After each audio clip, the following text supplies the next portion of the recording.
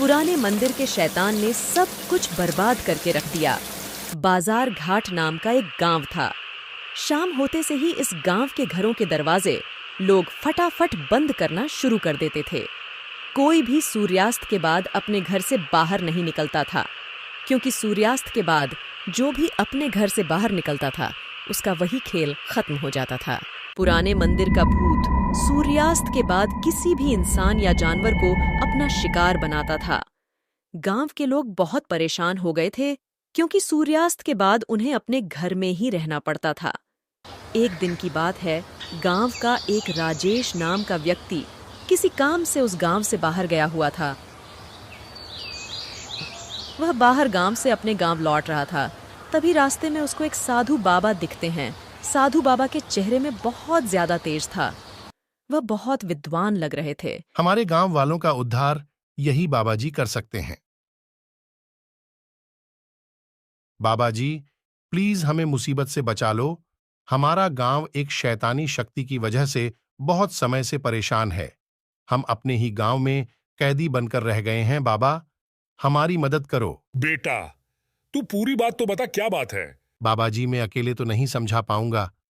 कृपया करके आप मेरे साथ मेरे गांव चलिए। चिंता मत कीजिए। दिन में वहां सब अच्छा रहता है, रात होते ही परेशानी होती है।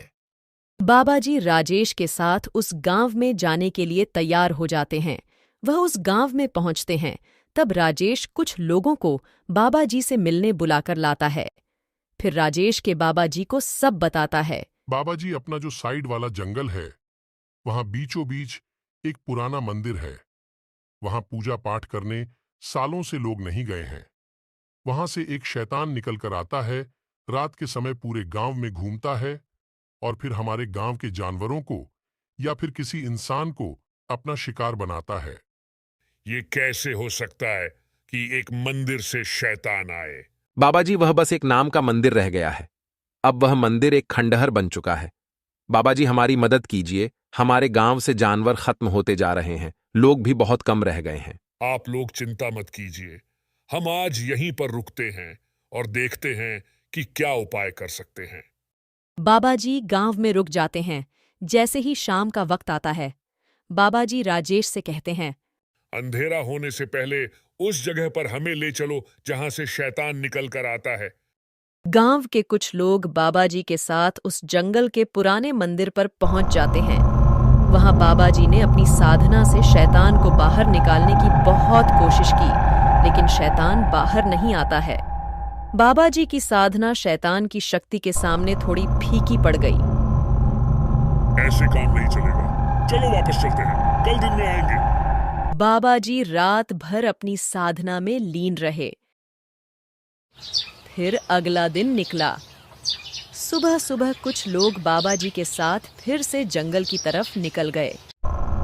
वहां जाकर बाबा जी ने फिर से अपनी साधना की, लेकिन शैतान फिर भी बाहर नहीं आया। यह शैतान बहुत ही ज्यादा ताकतवर है। इसके इतिहास के बारे में भी हमको नहीं पता है कि हम इसको कुछ कर दें। देखो, आप लोग इतना तो जानते हैं कि दिन में यह शैतान बाहर नहीं निकलता है, केवल रात में ही निकलता है। यानी कि यह शैतान रोशनी से डरता है। अब इसके डर से ही इसको हराना होगा। चलिए, आप सब हमारे साथ वापस गांव चलिए। सब वापस गांव चले जाते हैं। वहां जाकर बाबा उन्हें एक तरकीब बताते हैं। आज की रात होने ही मत दो। गांव को रोशनी से भर दो। शैतान जब आएगा तो उसका खात्मा मिलकर किया जाएगा। गांव वाले सब समझ जाते हैं कि बाबा जी क्या कहना चाह रहे हैं। रात का वक्त आता है, अंधेरा हो चला था। गांव में हर जगह मशाल जला दी गई थी, जिससे उजाला हो पाए पूरा गांव जगमगा गया था।